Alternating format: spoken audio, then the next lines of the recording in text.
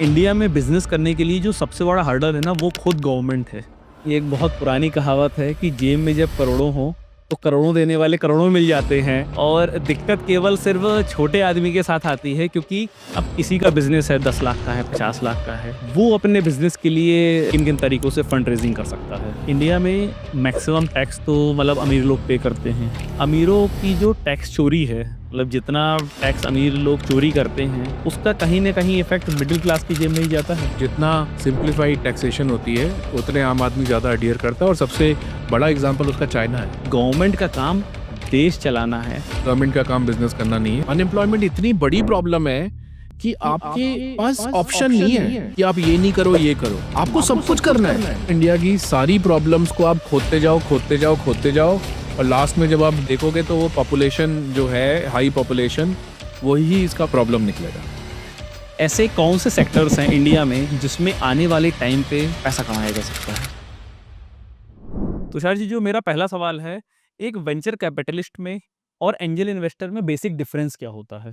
Thank you for having me on your show. Venture capitalist दूसरों के पैसे लेता है, और एक सेबी जो securities and exchange board of India है, उसके अंडर एक बॉडी खोलता है, AIF, alternative investment fund.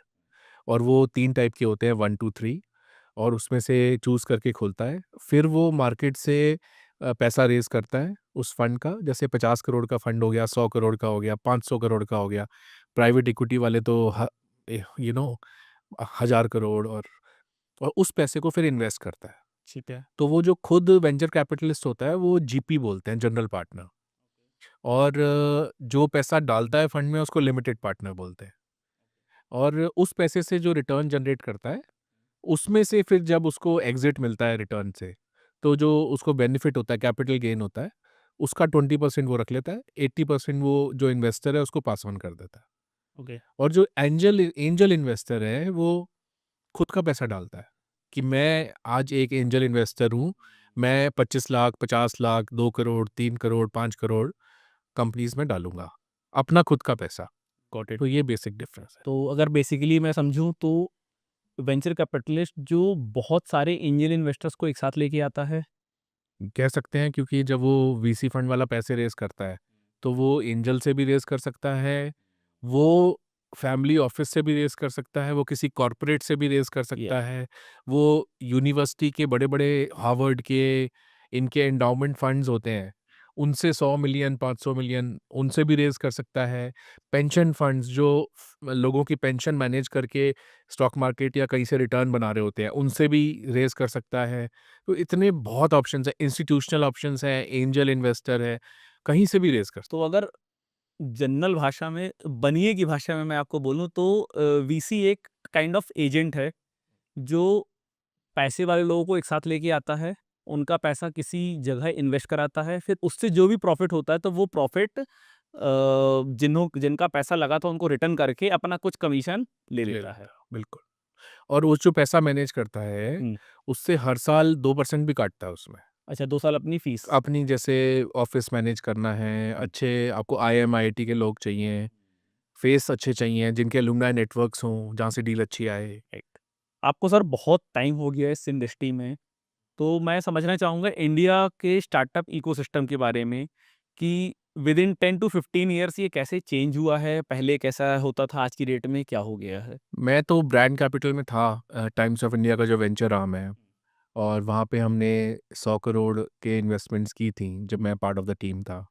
And I was very early in the game, 2007 8 9 उस टाइम पे। लेकिन मैंने कंसल्टेंसी 2016 में शुरू किया था। उस टाइम पे स्टार्टअप इंडिया मोदी जी लाए थे, और सिर्फ 436 स्टार्टअप्स रजिस्टर्ड थी हुँ। स्टार्टअप इंडिया में। आज करीब 1.5 लाख है। तो we have grown with startup India मतलब राइट। हमने उसके साथ ग्रो किया है। और फ़र्क ये हो गया है कि आजकल एक गृहिणी भी जानती है कि मोनेटाइजेशन क्या होता है, ROI क्या होता है, हुँ। यूनिट इकोनॉमिक्स क्या होता है, क्योंकि शार्क टैंक भी आ गया। हाँ, शार्क और टैंक से बहुत डिफरेंस मतलब रहेगा। बहुत लोगों को बेसिक चीज़ें पता चल गई।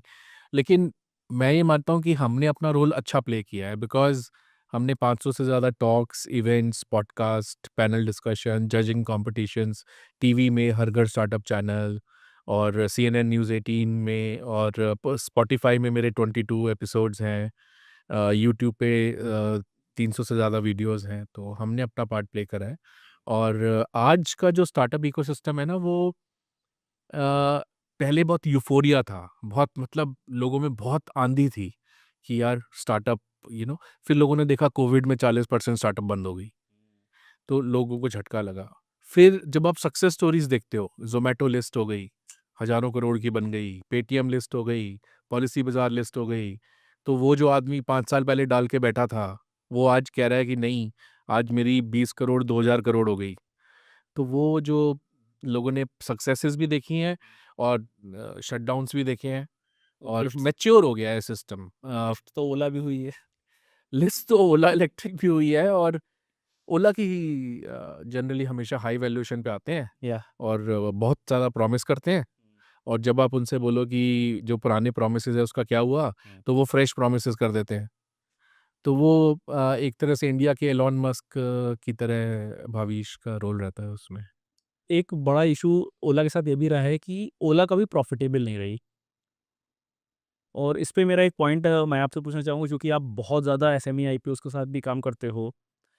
आपको लगता है कि जो कंपनी जिसने आज तक अपने लाइफ टाइम में कभी प्रॉफिट नहीं बनाया है, उसको आईपीओ में आना चाहिए? कि आप एक रिटेल इन्वेस्टर देखिए, जो बड़े वेंचर कैपिटलिस्ट हैं या एंजल इन्वेस्टर्स हैं ना, उनके पास पैसे की कमी नहीं है।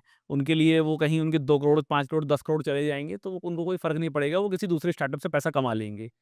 लेकिन जो रिटेल इन्वेस्टर होता है, जो 50,000 लगाता है, अपनी मेहनत का 1 लाख रुपए लगाता है, तो उनके पैसे के साथ खेलना क्या सही है? बहुत ही कंपटीशन का टाइम है आजकल का जो ज़माना है। या आपको पता ही होगा कि 60% कंपनीज़ जो नैस्डैक और न्यूयॉर्क स्टॉक एक्सचेंज में लिस्टेड हैं, हुँ, उनके लॉसेस हैं। ओके। और इस टाइप के लॉसेस हैं कि अगर आप स्टॉक मार्केट का पैसा खींच लोगे उनसे, तो वो बंद हो जाएँगी। इंडिया में ये मॉडल नहीं चलता था। मतलब इंडिया में प्रॉफ़िटेबल मॉडल ही चलता था। या कुछ एक स्टार्टअप्स के आने से ये हुआ है कि कई सारे फाउंडर्स ने लॉस मेकिंग कंपनीज़ खड़ी कर दी हैं। जितना ज़्यादा रेवेन्यू उतना ज़्यादा लॉस। या और ये कई स्टार्टअप्स ने करेक्ट किया है, ठीक किया है। जैसे ज़ोमैटो ने ठीक करा है। हुँ, ऑल्दो अभी भी उनका ज़्यादातर प्रॉफ़िट एफडी के इंटरेस्ट के ऊपर ही आ रहा है। यस, तो वो है एक, अभी कैसे ठीक करेंगे गॉड नोज़, वो ऑलरेडी इतना कॉस्टली हो गया है ज़ोमैटो। या तो लेकिन कई कंपनीज़ ओला के केस में लॉसेस बहुत भयंकर रहते हैं, और actually they think big.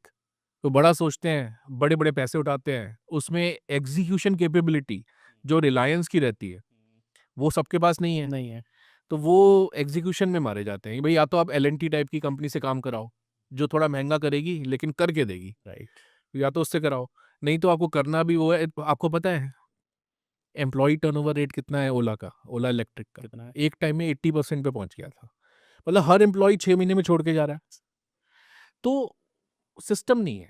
Startup की तरह, फिश मार्केट की तरह चलाओगे एक बड़ी कंपनी को जो 10,000 करोड़ की विज़न लेके चली है, तो कैसे चलेगा वो?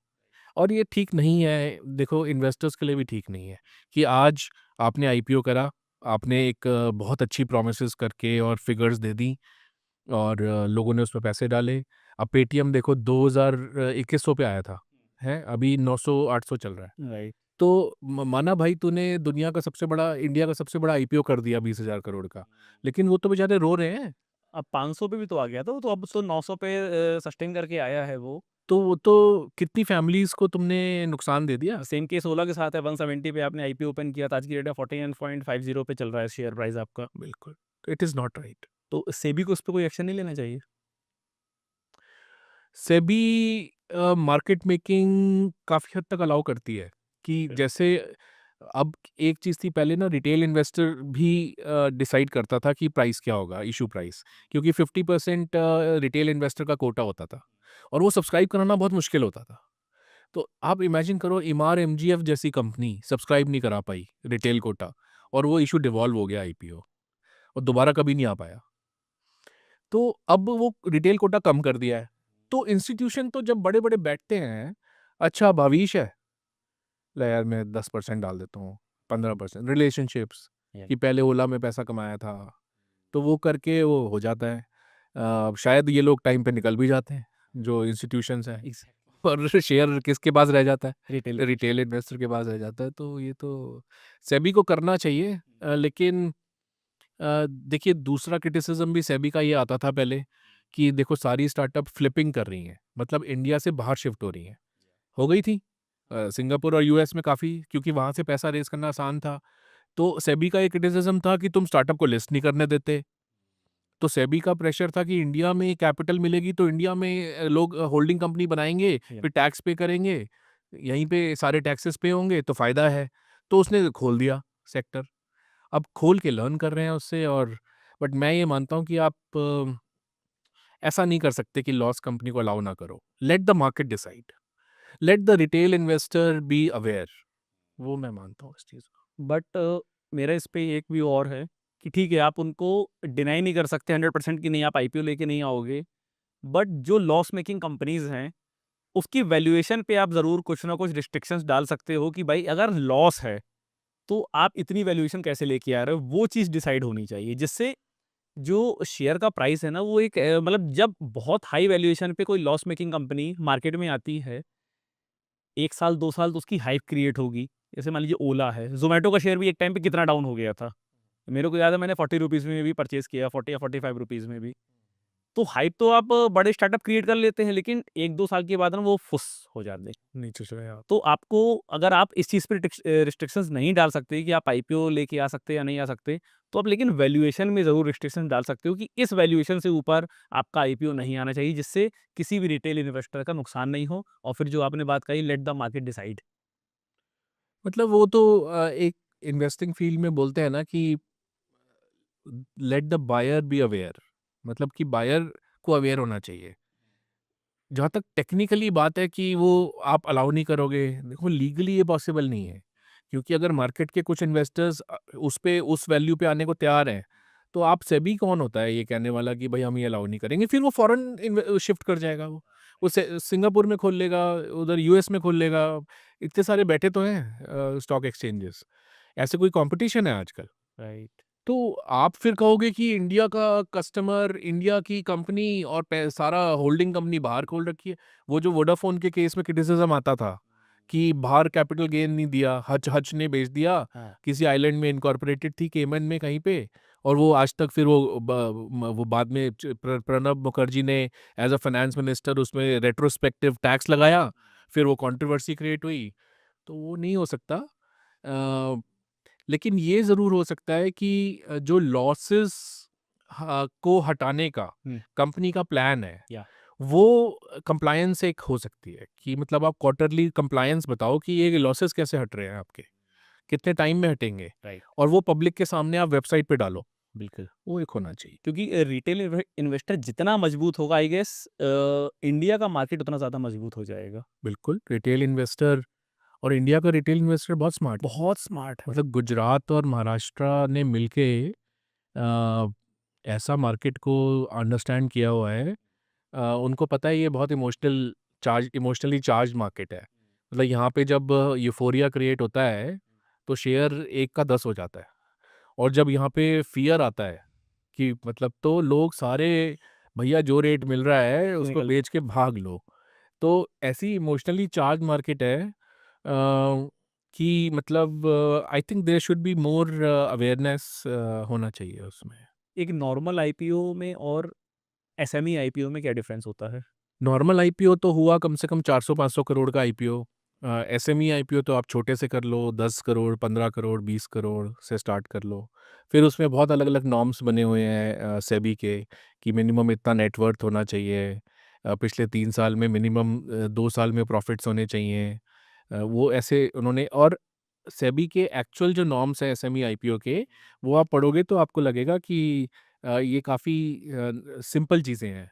लेकिन जब आप आईपीओ करने निकलोगे, तो उस टाइम पे सेबी आपसे अनसेड चीज़ें माँगेगी और वो बोलेगी कि भाई ये लॉ के हिसाब से नहीं, हम जो माँग रहे हैं ना ये उसके हिसाब से है। अच्छा। फिर वो बोलेगी कि नहीं, नेटवर्थ इतना नहीं, इतना होना चाहिए, प्रॉफिट्स इतने होने चाहिए। वो फिर आपसे सेबी, मतलब मेरे एक क्लाइंट से उन्होंने रेवेन्यू श्योरिटी नहीं थी सेबी को कि ये रेवेन्यू सही बुक हुआ है या नहीं। एक पर्टिकुलर क्लाइंट के 270 इनवॉइस माँग लिए और दिए क्लाइंट ने। मतलब 9-9 महीने 10-10 महीने आईपीओ करने में इसलिए लग रहे हैं, और मर्चेंट बैंकर फीस कहाँ चली गई है आजकल? मर्चेंट बैंकर 22 से 32% चार्ज कर रहा है आईपीओ कराने के। अच्छा। जो एक टाइम में 8 से 16% नॉर्मल हुआ करती थी, और रियल एस्टेट के लिए 30% 35% हुआ करती थी, वो आज के टाइम में 28 से 32% की रेंज चल रही है। यानी कि जितने अमाउंट का आपको आईपीओ लेके वन थर्ड हैं, उसका 1/3 आपको as a fee merchant banker, और उसका मेजर पोर्शन जो है, जो फीस आप पे कर रहे हो, वो आप अंडरराइटिंग फीस पे कर रहे हो, कि अगर आईपीओ नहीं आ पाया हुँ, तो मर्चेंट बैंकर पैसे अरेंज करके देगा आपको। इसको थोड़ा-सा और डिटेल मतलब समझाइए। पहले 2 टाइप की अंडरराइटिंग चलती थी, ओ सॉफ्ट अंडरराइटिंग और हार्ड अंडरराइटिंग। तो सॉफ्ट अंडरराइटिंग ये होती थी कि हम आपको अंडरराइटिंग लिख के तो दे रहे हैं, बट अगर एक्चुअल में आपका आईपीओ डिवॉल्व हो गया, नहीं आ पाया, तो हम इसको ऑनर नहीं करेंगे। ओके। मतलब अगर मार्केट देगी पैसा तो ऑनर करेंगे। मतलब वो कंडीशनल होती थी। राइट। आज के टाइम में हार्ड अंडरराइटिंग चलती है। वो ये चलती है कि मर्चेंट बैंकर ये कहता है कि किसी रीज़न की वजह से आपका आरएचपी फाइल करने के बाद अगर हम नहीं ला पाए इन्वेस्टर को, हुँ, तो हम आपको कहीं से अरेंज करके देंगे पैसा। अच्छा, तो इस पे कंपनीज़ के लिए प्लस पॉइंट है ये। प्लस पॉइंट है, लेकिन इसके अंदर अनसेड रियलिटी एक और है फिर। अच्छा, वो ये है कि मर्चेंट बैंकर की बैलेंस शीट तो होनी चाहिए ना आपको 40 करोड़, 50 करोड़, 80 करोड़, 100 राइट, करोड़ राइट, देने के ताकि लिए। वो उतना पैसा पे कहाँ से करेगा? कहाँ से करेगा? लोगों को पता ही नहीं है कि सिर्फ 4 मर्चेंट बैंकर है मार्केट में जिनकी कैपेसिटी है अंडरराइट को ऑनर करने की, और सारे अंडरराइटिंग साइन कर रहे हैं 30% 32% पे, बताओ। और सिर्फ 4 मर्चेंट बैंकर हैं जिनकी कैपेसिटी है मार्केट में अंडरराइटिंग को ऑनर करने की। तो ऐसे केसेस में फिर ये चीज़ें कोर्ट में जाती होंगी? अब कोर्ट में तो आप पता ही है, कोर्ट में तो अभी 2 महीने के लिए तो छुट्टी पे गया हुआ है कोर्ट, हाँ, अभी तो राइट। सुप्रीम कोर्ट और हाई कोर्ट सब छुट्टी पे चल रहे हैं। Summer vacation. जो ब्रिटिश जाते थे ना वहाँ पे, यूके जाते थे इस गर्मियों में तो नहीं, तो वो तो कोर्ट का तो क्या मतलब, बेसिकली क्या होता है इसमें, काफ़ी फाउंडर को परेशानी हो जाती परेशानी। है। अब मैं आपको बताऊँ, एक हुँ, हमारे बहुत क्लोज़ मित्र हैं, उनका 90 करोड़ का टर्नओवर है। ट्रेडिंग का काम करते हैं, पेपर ट्रेडिंग का। तो कहने लगे मेरा एसएमई आईपीओ करा दो। हुँ, तो मैंने कहा ठीक है। तो कहने लगे मेरे को ना कहीं से ऑफ़र आया हुआ है आईपीओ कंसल्टेंट का। हुँ, तो मैंने कहा मुझे दिखा दो। भाई वो क्या ऑफ़र था, उसमें उसने लिखा था मैं शुरू में आपसे ले लूँगा 20 लाख रुपए। अच्छा, उसके बाद अगर आपको मैंने 300 करोड़ की वैल्यूएशन दिलाई तो 30% सक्सेस फ़ी। ओके, हाँ, अगर मैंने आपको 400 करोड़ की दिलाई तो 35%, और ये उस टाइम पे था जब फ़ीस 8 से 16% चल रही थी। ए तो मैंने उनका, भाई जैन साहब क्या कर रहे हो आप? हुँ, मतलब ये क्या है ये? ऐसे-ऐसे लोग साइन करके घूम रहे हैं कि कुछ भी ऑफ़र कर दो वैल्यूएशन, जो वैल्यूएशन मिलेगी नहीं। ट्रेडिंग कंपनी है, 1 करोड़ का प्रॉफ़िट है। 1 करोड़ के प्रॉफ़िट पे 300 करोड़ की कैसे मिल जाएगी पॉस वैल्यूएशन? पॉसिबल ही नहीं। नहीं मिलेगी। लेकिन बस वो भाई साइन करा लेगा, 20 लाख रुपए ले लेगा, उसके बाद फिर पेपर तैयार करके दे देगा, फिर कहेगा खुद अरेंज करो। तो ऐसे फ्रॉड्स चलते हैं मार्केट में। और एसएमई आईपीओ में इन्वेस्ट कैसे कर सकता है रिटेल इन्वेस्टर? कर सकता है वो, अमाउंट या तो वो जब इश्यू खुलता है, हुँ, उस टाइम पे 1 लाख 2 लाख की वो बिड लगा सकता है। नहीं तो अगर उसको अगर उसका किसी मर्चेंट बैंकर के साथ वो है, रिलेशनशिप है, तो जब प्री आईपीओ खुलता है, तो प्री आईपीओ में वो डाल सकता है। जैसे 5 लाख 10 लाख से लेके बड़े अमाउंट भी डाल सकता है, 50 लाख, 1 करोड़, 2 करोड़ डाल सकता है। लेकिन उसमें फिर लॉक इन नॉर्म्स होते हैं कि आपका 1 साल का 1 लॉक साल इन का लॉक होता इन है। रहेगा प्री हाँ, आईपीओ में। 1 साल का लॉक इन होता है, और आप बीच में ट्रेड नहीं कर सकते उस शेयर में, क्योंकि आपको इनसाइडर इन्फॉर्मेशन पता होती है। एसएमई आईपीओज़ की जो कंपनीज़ होती हैं, वो नॉर्मल डीमैट अकाउंट में ट्रेड नहीं होती हैं। होती हैं, होती हैं। डीमैट में होती हैं सारी। अब तो सारा डीमैट है, फिज़िकल तो बैन कर दिया सेबी ने, हुँ, सारा डीमैट में। इवन जो ग्रे मार्केट के शेयर्स हैं, ग्रे मार्केट चलती है। जैसे सपोज़ अब ओयो वाला आजकल फ्रस्ट्रेटेड है, या तो उसको करना है अपना, क्योंकि उसने खुद 10 बिलियन की वैल्यूएशन पे शेयर बायबैक करे थे, राइट। जिसमें लोन की गारंटी दे रखी है सॉफ्ट बैंक ने। तो उसको वो शेयर वापस उस पे इंटरेस्ट नहीं दे पा रहा, वो 122 मिलियन डॉलर का इंटरेस्ट ड्यू हो गया है उसपे, या 112 का। तो वो फँसा हुआ है बेचारा।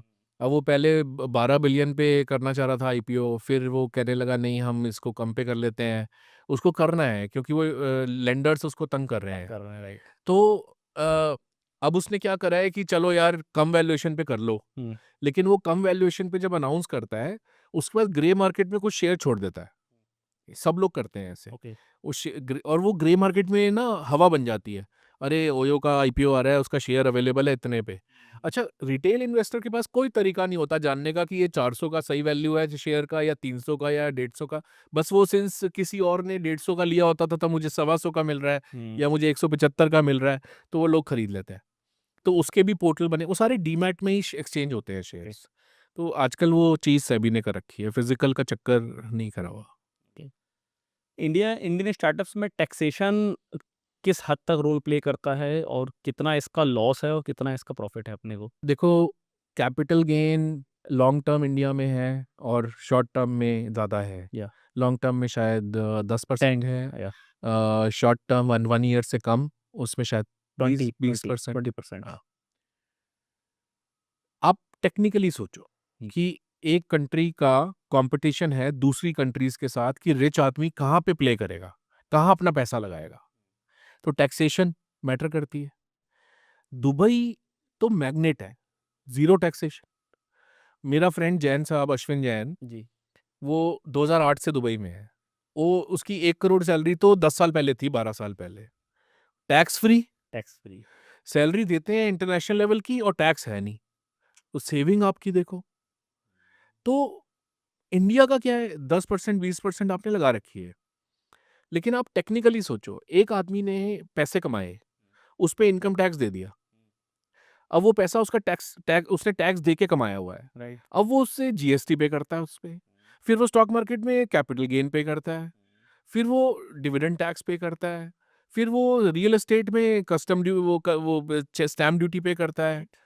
तो मल्टीपल टैक्सेशन हो गई ना। इसलिए मोदी जी ने इनकम टैक्स पे 12 लाख तक फ्री किया है, कि भाई मल्टीपल टैक्सेशन को कम करो और नीचे वाले को नुकसान नहीं होना चाहिए।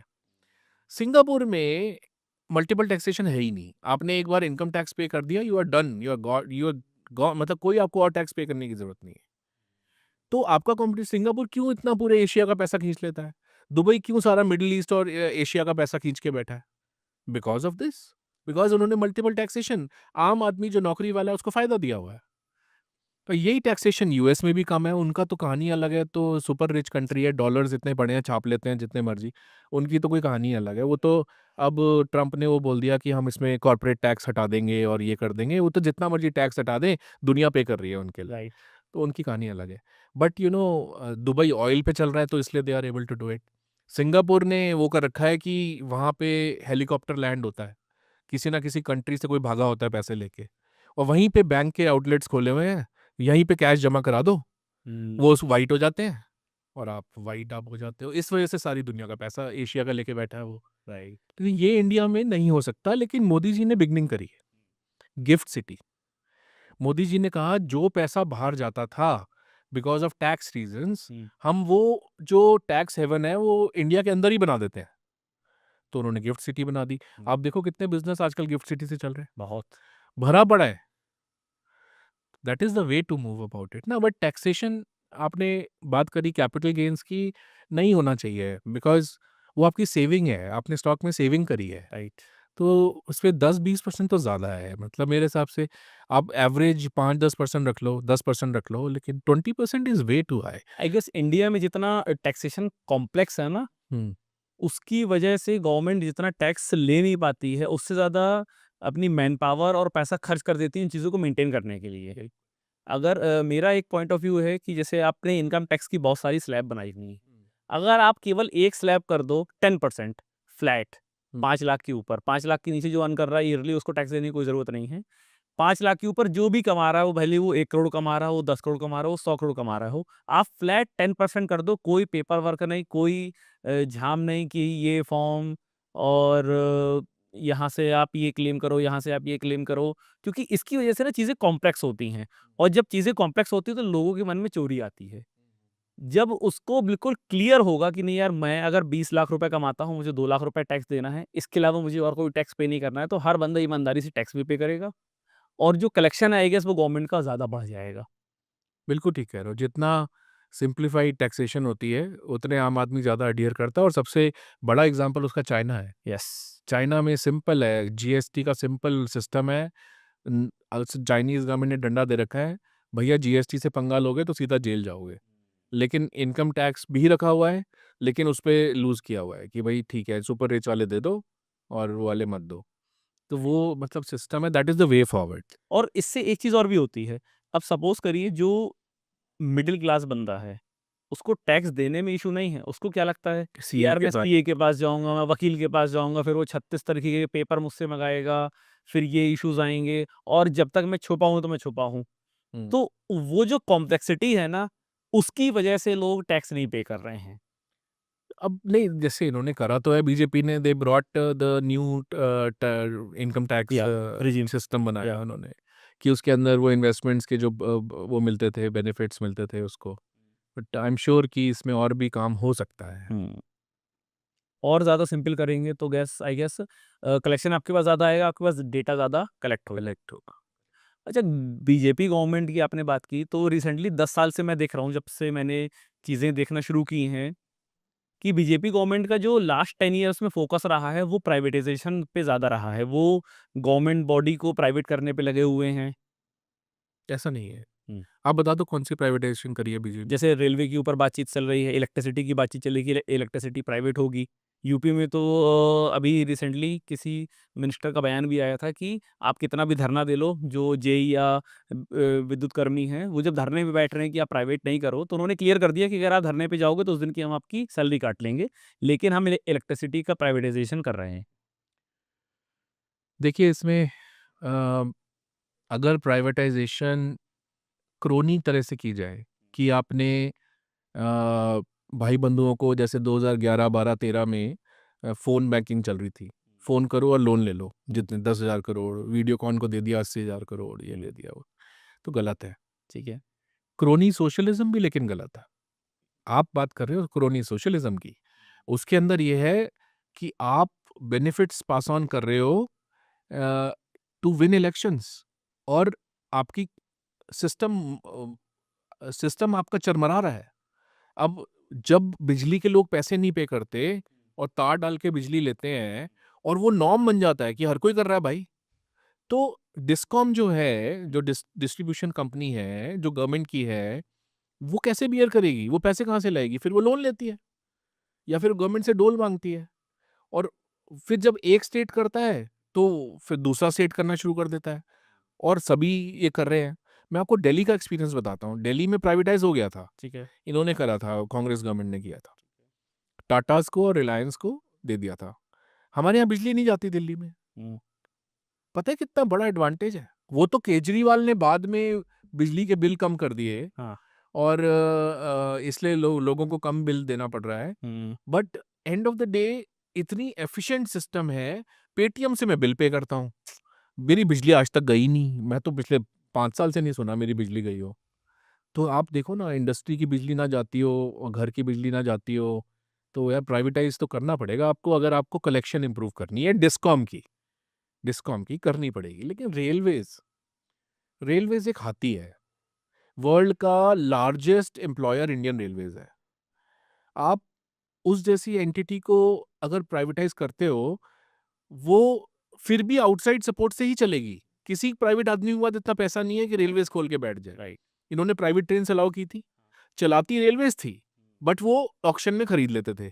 मैं डिस्ट्रीब्यूशन लॉजिस्टिक्स का सीएफओ था, जो company American private equity fund Guggenheim की है। तो हम लोग तो उसको एमएनसी पॉइंट ऑफ व्यू से देखते थे और हमारे पास रेक्स चलती, उनको रेक्स बोलते थे। वो मॉडल ही फ्लॉड था, वो लॉस पे चलता था। तो इसको रेलवेज़ को तो आप भूल जाओ। मतलब रेलवेज़ को प्राइवेटाइज़ करेगा ना, 3 तरह से पैसे होने चाहिए। जैसे एग्ज़ाम्पल देता हूँ मैं आपको। ईमार चलता है मिडल ईस्ट में। अगर आप बिल्डिंग्स देखोगे ना, सब पे ईमार, ईमार, या दुबई में ईमार, ईमार लिखा देखा है होता है। मैंने। तो ईमार ने कैसे, एक प्राइवेट कंपनी ने ऐसी-ऐसी बिल्डिंग बना रखी हैं, बुर्ज खलीफा, हुँ। कैसे बनाई है? शेख का पैसा है, ऑयल का पैसा है, अनलिमिटेड ऑयल का पैसा आ रहा है। चाइना ने हाई स्पीड रेलवे बनाई है, आज 50,000 किलोमीटर के पास होने वाली है और दुनिया का सबसे बड़ा हाई स्पीड नेटवर्क है, जो उन्होंने पिछले 15 साल के अंदर, 20 साल के अंदर बनाया है। सारी लॉसेस में है ट्रेन्स, एक भी ट्रेन प्रॉफिट में नहीं है, क्योंकि एलिवेटेड ट्रेन बनाना खर्चा देखो, कंटिन्यूअसली एलिवेटेड, ताकि वो 260 की स्पीड पे चले, 300 की स्पीड पे चले। तो वो अभी 300 किलोमीटर का एलिवेटेड बनाया है इन्होंने अहमदाबाद से मुंबई, कि 5-7 साल से, तो 10 साल से तो लगे हुए हैं बनाने में। बिल्कुल। It is not easy. तो अनलिमिटेड मनी कहीं से, अब चाइना के पास अनलिमिटेड मनी है, हाँ। वो $1 ट्रिलियन का ट्रेडिंग प्रॉफिट करते हैं वो हर साल का, तो वो उसमें डाल देते हैं, हाई स्पीड रेल और इन चीज़ों में डाल देते हैं। इंडिया में भी अगर रेलवे जैसी चीज़ को आप करोगे, तो या तो स्टॉक मार्केट से पैसा आ रहा हो, या गवर्नमेंट से पैसा आ रहा हो, या कोई किसी फॉरेन जो ये इनके फंड खुले होते हैं, मुबादला, टेमासेक, जो सोवरेन वेल्थ फंड्स हैं, या तो इनका पैसा लो, उसके साथ ही हो सकता है, वैसे लोग तो नहीं इतना दे पाएंगे। एक मैंने स्टेटमेंट सुना था, किसी बहुत बड़े अ, नेता ने इस चीज़ को स्टेटमेंट किया था कि जब लोग इसका विरोध कर रहे थे कि इंडिया में क्यों आप कर रहे हो इतना ज़्यादा, गवर्नमेंट के जो कंपनीज उनके शेयर आप क्यों सेल कर रहे हो, तो उन्होंने एक बहुत अच्छी बात कही थी कि गवर्नमेंट का काम देश चलाना है, गवर्नमेंट का काम बिजनेस करना नहीं है। बिजनेस करना बिजनेसमैन का काम है। अगर सरकार बिजनेस करने लगेगी तो वो देश कैसे चलाएगी? बिल्कुल सही कहा आपने, गवर्नमेंट का काम है सिक्योरिटी प्रोवाइड करना, यस। गवर्नमेंट का काम है रोड्स और बेसिक इंफ्रास्ट्रक्चर प्रोवाइड करना। इसके अलावा चीज़ें बनाना, बेचना, गवर्नमेंट का ट्रेडिंग काम नहीं। करना ये गवर्नमेंट का काम नहीं है। एयर इंडिया देख लो आप, मतलब अभी तो खैर क्रैश हो गया, बट या बोइंग की उसमें या ज़्यादा रोल था, एयर इंडिया का रोल नहीं था उसमें। तो वैसे मतलब एयर इंडिया कितने सालों से आप कहते थे यार बड़ी थकी हुई सर्विस है, हर कोई कहता था कैटल क्लास है, कैटल क्लास है। तो अब देखो, जब मैं तो काफ़ी टाइम से एयर इंडिया यूज़ कर रहा था, इट टर्न्ड अराउंड। तो बाकी मैं आपको फ्रैंकली बताऊँ तो मोदी जी ने, वैसे गवर्नमेंट ने ज़्यादा प्राइवेटाइज़ किया नहीं है। आप मुश्किल से उँगलियों में गिन सकते हो आप उंगलियों में, प्राइवेटाइज़। लेकिन वो अब जो उनके फ्यूचर प्लान्स हैं, उनका फ्यूचर प्लान्स इसी बेसिस पे है कि हम प्रॉपर तरीके से ना देश चलाना चाहते हैं। हम अपना माइंड डाइवर्ट नहीं करना चाहते कि ये कंपनी लॉस में क्यों चल रही है, यहाँ से रेवेन्यू क्यों नहीं आ रहा है। कोई प्राइवेट बंदा चलाएगा तो ऑब्वियस सी बात है वो अपने तरीके से चलाएगा। लॉस करे नहीं करे टैक्स तो हमें पे करेगा ही ना। Correct, correct. बिल्कुल ठीक, तो बिल्कुल ठीक। कहीं न कहीं तो गवर्नमेंट का एक माइंड कम होगा, माइंड इन द सेंस कि एक बॉडी उसकी अलग होगी कि नहीं यार ये मुझे नहीं देखना है, मेरा हुँ, टाइम यहाँ नहीं स्पेंड होना चाहिए, हुँ। और दूसरी चीज़ वहाँ से पैसा भी आना शुरू हो जाएगा। करेक्ट, करेक्ट, तो एब्सोल्युटली। मैं तो इसके फुल मोदी जी फेवर में लेकिन हूँ। थोड़े ना, मोदी जी सोशलिस्ट हैं वैसे अंदर से। मतलब वो गरीबों की बहुत ही चिंता करते हैं। बहुत ज़्यादा है। जो घर बना के दिए, टॉयलेट बना के दिए उन्होंने, और हुँ। जितनी स्कीमें लॉन्च की हुई हैं, 80 करोड़ लोगों को 5-5 किलो अनाज जाता है मंथली। मोदी जी अंदर से ना मतलब गरीबों के लिए ही करना चाहते हैं। ये उनकी बेसिक सोच है। तो मुझे लगता नहीं कि उनकी सोच में प्राइवेटाइज़ेशन ऑफ गवर्नमेंट कंपनी कहीं आता है। वो सिर्फ़ श्योर बोलते हैं कि गवर्नमेंट छोटी होनी चाहिए, होनी चाहिए। I don't think his mind is into that. Tushar ji, जो छोटे बिज़नेस ओनर्स हैं, हम लोगों ने बड़े आईपीओ वाली कंपनीज़ की बात कर ली, एसएमई आईपीओ कंपनी की बात कर ली। अब किसी का बिज़नेस है 10 लाख का है, 50 लाख का है, वो अपने बिज़नेस के लिए किन-किन तरीकों से फंड रेज़िंग कर सकता है? नहीं, आप 20 लाख 50 लाख टर्नओवर बोल रहे हो, रेवेन्यू टर्नओवर। बोल रहे हो? अब तो, पहले तो इनको बड़ी प्रॉब्लम आती थी लोन लेने में, छोटे बिज़नेसमैन को। हुँ। लोन भी कम मिलता था और प्रॉपर्टी भी देनी पड़ती थी। अब तो सीजीटी, एसएमई में तो 10-10 करोड़ के लोन दे रहे हैं। छोटे आदमी को नहीं दे रहे। अ, नहीं, रिस्क बहुत ज़्यादा है, या अनसिक्योर्ड अनसिक्योर्ड लोन में बहुत रिस्क होता है। हाँ। तो मेरे ख़्याल से वो शायद छोटा अमाउंट तब पकड़ा ही देते हैं, 50 लाख 1 करोड़ तक का तो। नहीं, ये एक बहुत पुरानी कहावत है कि जेब में जब करोड़ों हों, तो करोड़ों देने वाले करोड़ों मिल जाते हैं, और दिक्कत केवल सिर्फ़ छोटे आदमी के साथ आती है क्योंकि बैंक से लोन लेने के लिए उसके पास मॉर्टगेज करने के लिए कोई प्रॉपर्टी नहीं है। कोई इन्वेस्टर उनके ऊपर ट्रस्ट नहीं करता कि इतना छोटा बिज़नेस है, आप मुझे एग्ज़िट कैसे दोगे? करेक्ट। तो जो लोअर क्लास है, उसके लिए सरकार ने बहुत कुछ कर दिया कि मकान ही बनवा दिया, राशन भी दे दिया। जो बड़ा आदमी है, उसके लिए बैंक भी खड़ा है, इन्वेस्टर भी खड़े हैं, फँस जाता है मिडल क्लास। करेक्ट। उसको बैंक वाला कभी नहीं बताएगा कि सीजीटी एमएससी नाम की कोई स्कीम चल रही है, और उसे जानकारी हो इसका तो कोई सवाल ही नहीं है। नहीं, वैसे ये फैक्ट है कि अवेयरनेस लोगों में कम है कि बहुत। क्या-क्या अवेलेबल है स्कीम्स। लेकिन मेरे पर्सनल नेटवर्क में जो बिज़नेसमैन हैं, इवन जो आपने छोटे वाले बताए, उन्होंने मतलब हो सकता है शुरू में उनको ना मिल रहा हो, बट कहीं न कहीं से फिर उन्होंने सीजीडी एमएसएमई कर लिया। बट तो बैंक अप्रूव नहीं करता ना, क्योंकि बैंक छोटे लोगों पे भरोसा नहीं करता। बैंक देखिए, बैंक एक बिज़नेसमैन है। उसे पता है कि यार मैं इसको लोन दे रहा हूँ, इसकी कैपेसिटी भी होनी चाहिए मुझे पैसा वापस करने की। अब जिस बंदे का बिज़नेस 40-50 लाख का है, वो साल का 5-7 लाख रुपए कमा रहा है, तो मतलब बैंक आके यार क्यों मैं इसके ऊपर परेशान हूँ, ये कल मेरा लोन रीपे नहीं करे। करेक्ट। तो वो एक ऑप्शन है। दूसरी ऑप्शन ये है कि आप कोई ऐसा बिज़नेस करो जिसमें आपको स्टार्टअप इंडिया से पैसे मिल जाएँ। जैसे स्टार्टअप इंडिया देता है 15 लाख, 20 लाख, 50 लाख। तो उसमें अलग-अलग 500 इनक्यूबेटर्स खुले हुए हैं। ओके। और वो इनक्यूबेटर्स एजुकेशनल इंस्टीट्यूशंस के अंदर खुले हुए हैं। जैसे बिट्स पिलानी का इनक्यूबेटर हो गया, आईआईटी दिल्ली का, आईआईटी रोपड़ का हो गया, या आईएम्स के हो गए। इन सबको government of India, startup India, DPIT जो department of promotion of industry and trade है, जो मिनिस्ट्री ऑफ कॉमर्स में आता है पीयूष गोयल जी के अंडर, वो उनको बजट देता है है। कि आप स्टार्टअप में डालो। तो फिर ये क्या करते हैं, एप्लीकेशन ऑनलाइन बुलाते हैं, उसमें से चूज़ करते हैं और फिर एप्लीकेशन चूज़ करके पिचिंग कराते हैं। फिर उसके बाद इनको देते हैं। और मैं बहुत कंपनीज़ को जानता हूँ जिनको ये पैसा मिला हुआ है। इनफैक्ट इसके अलावा ग्रांट्स भी मिलती हैं कि आप 10 लाख, 20 लाख ग्रांट ले लो, वो भी अवेलेबल है। और मीटी जो है, हुँ। मिनिस्ट्री ऑफ इलेक्ट्रॉनिक्स एंड जिस जो मीटी जो या डिप आता है, उसके अंडर अगर आप हेवी इंडस्ट्री लगा रहे हो या फिर हार्डवेयर लगा रहे हो, तो आपकी फंडिंग अच्छे लेवल की अवेलेबल है। 25 करोड़, 10 करोड़, 15 करोड़ ग्रांट्स भी अवेलेबल है हुँ। उसमें। लेकिन फिर आपको आपको थोड़ा-सा स्टडी करना पड़ेगा, रिसर्च करनी पड़ेगी, फिर आपको कोई मिनिस्ट्री का बंदा ढूँढना पड़ेगा, वो आपको गाइड करेगा। और कई ऐसे लोग मिनिस्ट्री में बैठे हैं जो आपको गाइड कर देंगे इस बारे में कि क्या-क्या पॉसिबिलिटीज़ हैं। ओके। जो गवर्नमेंट स्कीम चलाती है, एमवाईएसवाई हो गया, पीएमईजीपी हो गया, इस पे गवर्नमेंट सब्सिडीज़ प्रोवाइड करती है बिज़नेस ओनर्स को कि अगर आप इस टाइप का कोई प्रोजेक्ट डाल रहे हो, तो हम आपके प्रोजेक्ट कॉस्ट का 20% आपको सब्सिडाइज़ कर देंगे। ये आपको लगता है सही कर रही है गवर्नमेंट? बिल्कुल सही कर रही है। और गुजरात में इतनी इंडस्ट्री खड़ी हुई है। अगर आप उसका अपैरल टेक्सटाइल इंडस्ट्री देखो, हुँ। उनको जब वो लोन लेते हैं, हुँ। तो जब वो प्रोजेक्ट सेट कर देते हैं, हुँ। तो उसके बाद जितना उन्होंने लोन लिया होता है, वो कैशबैक मिल जाता है उनको, उसका कुछ परसेंटेज। ठीक है। तो ये जो स्कीम है, इसको टफ स्कीम बोलते थे। हुँ। जितना आप एक्सपोर्ट कर रहे हो, अगर आपने एक्सपोर्ट किया, तो एक्सपोर्ट इनवॉइस दिखा के फिर आपको वो कैशबैक मिल जाता था। ओके।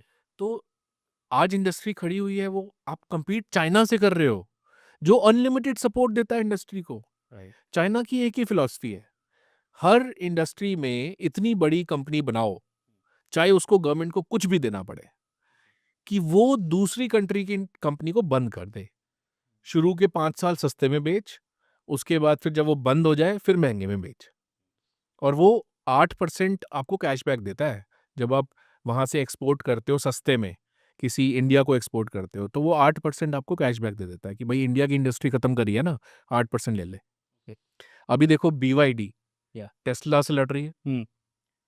बीवाईडी की विज़न चाइना की ये है कि दुनिया की कोई ईवी कंपनी बीवाईडी के आगे खड़ी नहीं होनी चाहिए। अच्छा। तो जो बीवाईडी की फैक्ट्री चाइनीज़ गवर्नमेंट ने लगवाई है, 50 स्क्वायर माइल्स की फैक्ट्री, मतलब 7 माइल बाय 7 माइल, यानी 12 किलोमीटर बाय 12 किलोमीटर, या 14 किलोमीटर बाय या। 13 किलोमीटर बाय 13। अब वो फैक्ट्री 50% कैपेसिटी पे भी नहीं चल रही। राइट। तो वो इतने सस्ते में गाड़ियां बेच रही है ना, कोई गाड़ी मतलब वियतनाम, टेस्ला, कोई। कोई उसका कंपैरिज़न तो नहीं। इंडिया क्या करेगा ऐसी सिचुएशन में? एक इंडियन आदमी, जैसे आप खुद फैक्ट्री चलाते हो, आपने कहा कितने अप्रूवल्स लेने पड़ गए, राइट।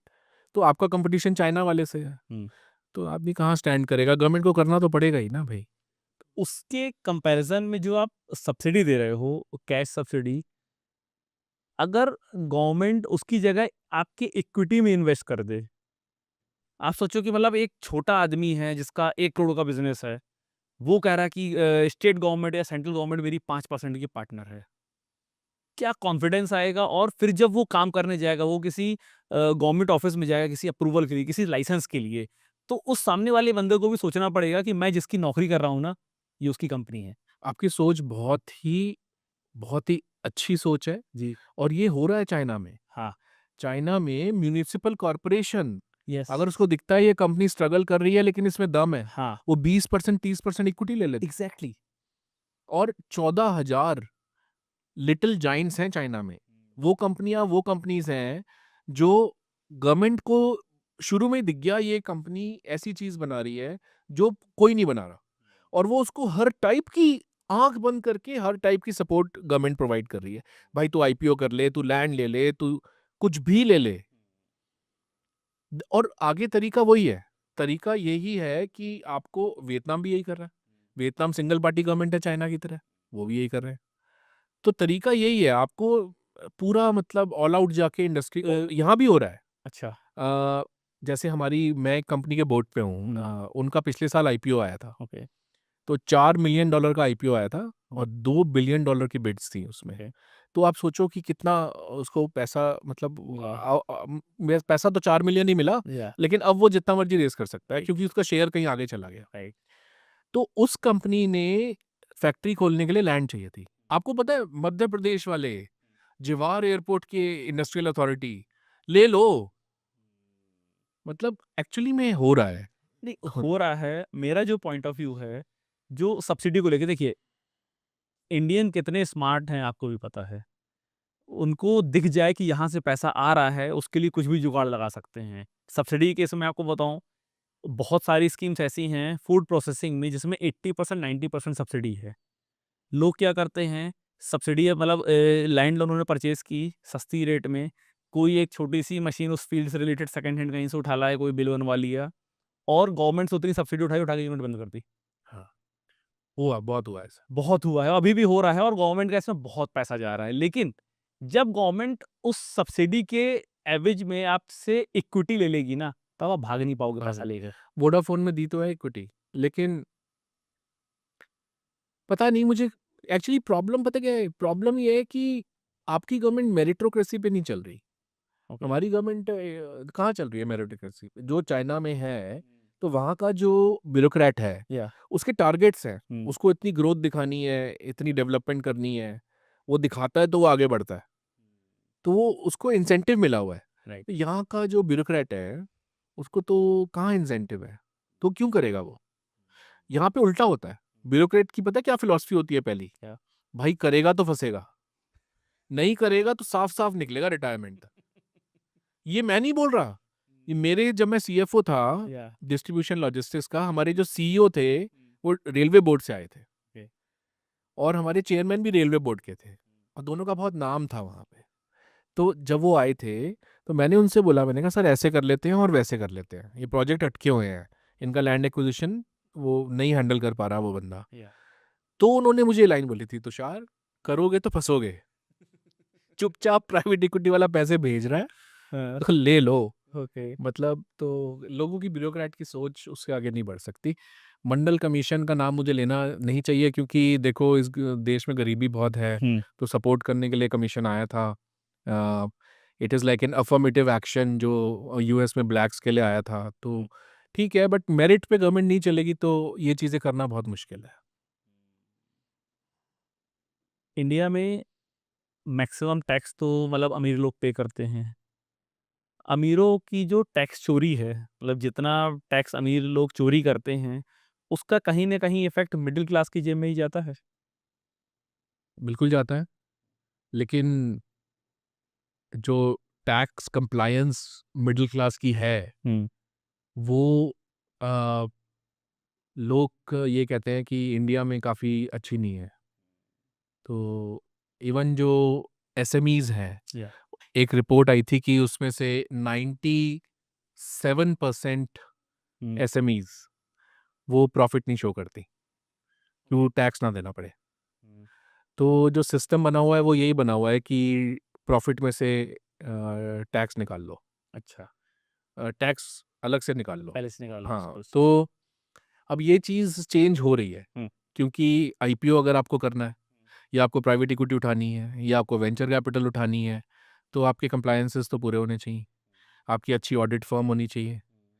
अभी तो बिग 4 ऑडिटर रख के बैठे हैं। टॉप 500 कंपनीज़ इंडिया में 373 बिग 4 रख के बैठी हैं। Deloitte, Price Water House, KPMG, E and Y. तो मोदी जी ने क्या अनाउंस करा है last week? India will have its own big four auditing companies, अच्छा। क्योंकि हम 4,000 करोड़ का फीस उन कंपनीज को दे रहे हैं। सही कर रहे हैं। तो देखो, डायरेक्शन तो है लेकिन बड़ी स्लो है ना, क्योंकि मेरिटोक्रेसी नहीं है ब्यूरोक्रेसी में। ब्यूरोक्रेसी के पास इंसेंटिव नहीं है। ज़्यादा से ज़्यादा क्या होगा? अब जैसे मेरा क्लासमेट था, 1 साल जूनियर था, मयूर। वो यूपी नंबर 1 था, इसमें फर्स्ट रैंकर था आईएएस में। ओके। तो वो यूपी में था, किसी डिस्ट्रिक्ट में। तो उसकी मुलायम फैमिली से बनी नहीं, क्योंकि उसकी कॉन्स्टिट्यूएंसी से मुलायम की फैमिली का कोई बंदा हार गया। तो उसको बेंच पे बिठा दिया। तो मोदी जी ने उसको पीएमओ में ले लिया। वो 6.5 साल पीएमओ में रहा। ओके। तो इतना काम, रात को 10:30 बजे तो घर जाता था वो। लेकिन आपकी सोच है पीएमओ में कि आप कर रहे हो, और सेंट्रल गवर्नमेंट एफिशिएंट भी है कई मामलों में। लेकिन लार्जर जो नीचे तबका है, हम्म। कोई बैठा है ब्यूरोक्रेट कहीं दूर पे, वो कितना कर रहा है, कितना इंसेंटिव है उसके पास, क्वेश्चन मार्क। इंसेंटिव की रिक्वायरमेंट ही क्या है, क्योंकि दिस इज योर जॉब, आपको उस चीज का तो ऑलरेडी पैसा मिल रहा है। मतलब आप किस बेस पे आगे आपको और सीनियर पोजीशन पे लाएंगे, हाँ। वो आपका ही होना चाहिए ना। आपने कितनी डेवलपमेंट करी, आपने कितनी कंपनीज को सपोर्ट करा, हम्म। आपने फेस ऑफ द सिटी कैसे चेंज करा, हम्म। आपने कितनी सिक्योरिटी प्रोवाइड करी, पुलिस ने कैसे परफॉर्म करा, उसके बेस पे होना चाहिए ना। उसके बेस पर एग्जैक्टली मैं आप बोल रहे हो कि जो गवर्नमेंट एम्प्लॉयज हैं उनको इंसेंटिव मिलना चाहिए। आई मीन टू से दिस इज देयर वर्क। भाई जिस उसकी की आपको सैलरी तो मिल रही है ना, आप सैलरी वाला काम तो करो कम से कम। नहीं, मेरा कहने का मतलब ये है कि अगर आज वो परफॉर्म नहीं करते, हम्म। जो कि बहुत सारे नहीं कर रहे, हाँ, तो मैक्सिमम नहीं तो, कर रहे। तो क्या होता है? What happens? वो तो लाइफ टाइम उनका चलता रहता। चलता रहता है। इनफैक्ट आईएएस लोगों को तो आप हटा भी नहीं सकते, आप सिर्फ ट्रांसफर कर सकते हो उनको। राइट। तो आपने एक नॉर्मल आदमी के ऊपर क्या वो छोड़ा कि वो नेशनलिस्टिक रहे? अच्छा, जो हो रहा है वो कर रहे हैं, करने वाले कर रहे हैं, वो बाद में पीएमओ में आ जाते हैं। ब्रिजेश मिश्रा जी हमारे थे, वो डोवाल साहब हो गए, या करने वाले कर रहे हैं तो उनमें से। जैसे कि अपने नृपेंद्र मिश्रा जी थे, बाद में उनको राम मंदिर ट्रस्ट का चेयरमैन बना दिया, तो वो इतना अच्छा मंदिर बना के ले गए। तो वो करने वाले कर रहे हैं, but it is individual driven, it is not system driven, it is not process driven. उसकी जो केआरएज़ और केपीआईज़ हैं, वो उस तरह से डिफाइंड ही नहीं है मेरिट मेरिट के हिसाब से। ये कहना चाह रहा हूँ। आई गेस इसमें आरक्षण भी बहुत बड़ा रोल प्ले कर रहा है। बहुत बड़ा रोल प्ले करता है कि जो लोग डिजर्विंग नहीं हैं, फिर वो जब उस सीट पे बैठते हैं तो उस सीट की गरिमा नहीं रख पाते हैं, क्योंकि आपको पता है कि आप तो डिजर्व थे ही नहीं, आप डिजर्विंग कैंडिडेट थे ही नहीं। आपको तो मैं बोलूँ कि किसी ने आपको हाथ में परोस के दे दी थाली, आप उसको अच्छे से खा भी नहीं पा रहे हो। लेकिन मुझे उम्मीद की किरण किरण नज़र आती है, और वो इसलिए आती है क्योंकि इवन जो ये तबका था, जिनको रिज़र्वेशन मिले थे, इनके अंदर भी एजुकेटेड लेयर डेवलप हो गई है, creamy layer. Educated layer develop तो हो गई है, लेकिन सोच नहीं बदली ना। सोच। रीज़न बीइंग आप समझो कि उनको पता है कि यार मैं थोड़ी-सी मेहनत करूँगा, मैं तो यहाँ पहुँच जाऊँगा फटाक से। लेकिन जो उनकी सोच है, जो उनका मेंटल डेवलपमेंट था, वो तो उसी तरीके से हुआ है जैसे पहला पुराना तबका चल रहा था। हुँ, हुँ। आपको नई, क्योंकि वो उनके माइंड में क्या होता है मैं आपको बताऊँ, क्योंकि मैं इससे बहुत लोगों से मिला, वो अपने आप को थोड़ा-सा अलग समझते हैं। उन्हें लगता है कि आदमी उन्हें आरक्षण की नज़र से ही देख रहा है। वो फैक्ट भी है, लोग देखते भी हैं। लेकिन वो ऐसा कोई काम भी तो नहीं करते ना कि किसी बंदे का माइंडसेट उनके लिए चेंज हो। आप ऐसा कुछ काम लेके आओ, बहुत कम एग्ज़ाम्पल ऐसे इंडिया में आपको देखने को मिलेंगे। मैं बहुत आईएएस, आईपीएस से मिलता हूँ, इवन मैं मेरे यहाँ एक डीएम थी, श्रीमती दुर्गा शक्ति नागपाल।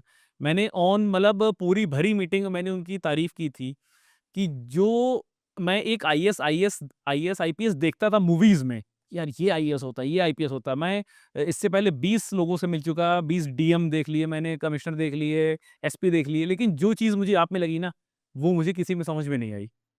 एंड बहुत मैंने उनको एप्रिशिएट किया। उसका रीज़न मैं ये भी कह सकता हूँ कि जो मेरे यहाँ इसके पहले आए थे, हो सकता है वो सब आरक्षण के थ्रू ही आए थे।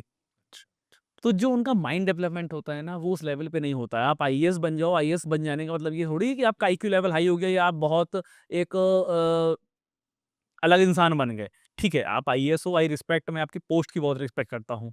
लेकिन एक चीज़ होती है कि आप किसी से मिलने गए, किसी आईएएस, किसी आईपीएस से, आप उसकी रिस्पेक्ट इसलिए कर रहे हो कि वो आईएएस, आईपीएस है, या फिर एक आप जब बाहर निकल रहे होते ना, कि यार आईएएस होगा, लेकिन बंदा बड़ा अच्छा था। मैं समझ गया आप क्या कहना चाह रहे हो। ऐसे तो देखो फिर वही वाली बात है ना कि ये सिस्टम जो है या वो इंडिविजुअल ब्रिलियंस पे चल रहा है कि कौन मोटिवेटेड होके कर गया। राइट। गलत है ना। सिस्टम ही ऐसा होना चाहिए कि जब बंदे उठें हाँ, तो आप देखें कि मेरे बराबर के सारे ही मेरिट से आए हुए हैं। तो आपकी सोच क्या होगी। तो अच्छा, और चाइना ने इंजीनियर्स बहुत भरे हुए हैं सीनियर लेवल पे। वो हर चीज़ को इंजीनियरिंग प्रॉब्लम की तरह देखते हैं। यहाँ पे आईएएस का कंपटीशन जो होता है उसमें ह्यूमैनिटीज़ वाले सबसे ज़्यादा नंबर लेके आते हैं रिटर्न में। तो हो अभी विजय माल्या जी ने रिसेंटली एक पॉडकास्ट किया राशमानी के साथ। उन्होंने एक लाइन बोली कि ईज़ ऑफ डूइंग बिज़नेस पे, कि इंडिया में बिज़नेस करने के लिए जो सबसे बड़ा हर्डल है ना, वो खुद गवर्नमेंट है। इस पे आपका क्या व्यू है? देखिए, माल्या जी कुछ भी कहते हैं, मैं उनकी बात को ना I take it with a pinch of salt, क्योंकि वो बंदा पैसे वापस ना करके बाहर बैठा हुआ है। इसलिए वो उस पोडियम से बोल रहा है। उसको ठीक है, उसको राज शमानी का माइक मिल गया। या बड़ा ग्रे मैटर है, ग्रे एरिया है। वो ये है कि he was running Kingfisher well. हुँ, गलती उनसे ये हुई कि उन्होंने शायद 5,000 करोड़ की एयर डेक्कन खरीद ली। एयर डेक्कन लॉसेस में थी, या उसके क्योंकि ऊपर वो कई बार तो 100-100 रुपए में टिकट बेचते थे। लोन भी था। लोन भी था उनके ऊपर। दूसरी गलती ये करी उन्होंने कि किंगफिशर को उन्होंने लग्ज़री एयरलाइन की तरह ही चलाया।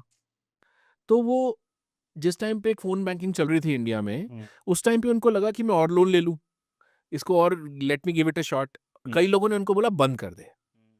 क्लियरली बोला shut it down, because you have reached the limit.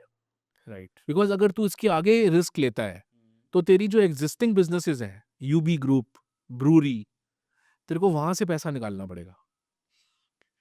He is a large hearted guy, मतलब he lives like life king a size. Things तो उसने कहा मैं मेरी कंपनी कैसे मतलब नहीं चली। तो ही टूक अनदर लोन, जिसके लिए उन्होंने किंगफिशर ब्रांड की वैल्यू इन्फ्लेट करके उसका बिग फोर से सर्टिफिकेट लेके कि ये वैल्यूएशन 5,000 करोड़ की है, और वो बैंक को देके और पैसा लेके फिर दोबारा घुसा दिया एयरलाइन में। तो वो नहीं चली। अब वो नहीं चली, तो आप अगर सारे बिजनेसमैन को देखोगे ना, ज्यादातर जो उस टाइम पे भयंकर लोन लेके बैठे थे, उन्होंने इंडिया नहीं छोड़ा। हाँ, उन्होंने टिके रहे यहीं पे। फिर मोदी जी बैंक्रप्सी कोड ले आए, तो उनकी सारी कंपनीज बैंक वालों ने बैंक्रप्सी में भेज दी। तो वो कंपनीज उनके हाथ से निकल गई, और वो रेजोल्यूशन प्रोफेशनल के हाथ में आ गई, और वो फिर अलग से केस वेस लड़ रहे हैं कुछ करके। ही लेफ्ट इंडिया। या तो पहली बात तो ये कि बैंक बिजनेसमैन को चोर नहीं समझना चाहिए। ये भारतीय सिस्टम की लेगेसी सोच है। भारतीय सिस्टम की लेगेसी सोच भी है, और जितने अधिकारी हैं, मैं आपको बताऊँ, उनका माइंड मेकअप ही ये होता है कि व्यापारी चोर है। ये सोशलिज्म के टाइम से चला आ रहा है, जब इंदिरा गांधी ने वेल्थ टैक्स लगा दिया था 97%। और उस टाइम बिरलाज ने मंदिर बनाए थे कि भाई जब हम 97% देना ही है गवर्नमेंट को, इससे अच्छा मंदिर बना लो। राइट। तो वो बिरला मंदिर बने थे सारे। तो कहने का मतलब ये है कि वो बिजनेसमैन को चोर की तरह देखना, जो नेहरू जी देखते थे, जो इंदिरा देखती थी, जो राजीव जी देखते थे, वो सोच हटके तो रिफॉर्म आए थे। तो आज भी आप अगर बिजनेसमैन को चोर की तरह देखते हो, इट इज़ रॉन्ग। लेकिन सिंस ही रैन अवे, अगर वो बैठे यहीं पे रहते और फिर उनका बैंक्रप्सी में जाता, फिर ही वुड हैव सर्वाइव्ड। मतलब he would have live for another day to make up other companies दोबारा खड़ी करते करते वहाँ पे।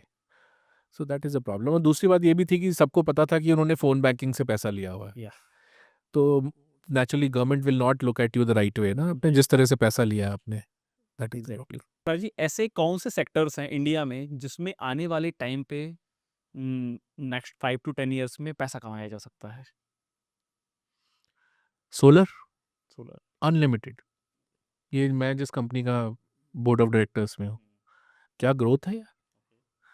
और मतलब जो सोलर के आईपीओ भी आ रहे हैं, आप देख लो, मतलब अभी एक 115 रुपये पे आया था, 3500 पे चला गया। मतलब एफपीओ कर रहा है 400 300 400 करोड़ का, ओके। 2-3% देके 400 करोड़ ले रहा है। या। मतलब और उसका रीज़न ये भी है कि एक तो रूफटॉप खुल गया, अब सब रूफटॉप लोग जो अवेयर लोग हैं वो लगवा रहे हैं। लगवा रहे हैं। अच्छा, ईपीसी कंपनीज बहुत आ गई हैं, हम्म। और अब तो इन्होंने production linked incentive scheme launch की हुई है फॉर सोलर मॉड्यूल मैन्युफैक्चरिंग, जो कि अच्छी नहीं चल रही। और उसका रीज़न ये है कि आपका कंपटीशन चाइना के साथ है। तो चाइना तो आपको पता ही है, वो किसी को टिकने देता नहीं है। तो सोलर एक सेक्टर हो गया। ईवी, अ, मतलब ईवी का क्या हो रहा है ना कि रेंज एंग्जाइटी बहुत है लोगों में, कि यार अगर दिल्ली के बाहर ले जाएँगे, चार्जर नहीं मिला। तो जो यूएस में लग गया है, टेस्ला ने हर जगह पे चार्जर्स लगा दिए हैं, वो यहाँ नहीं है।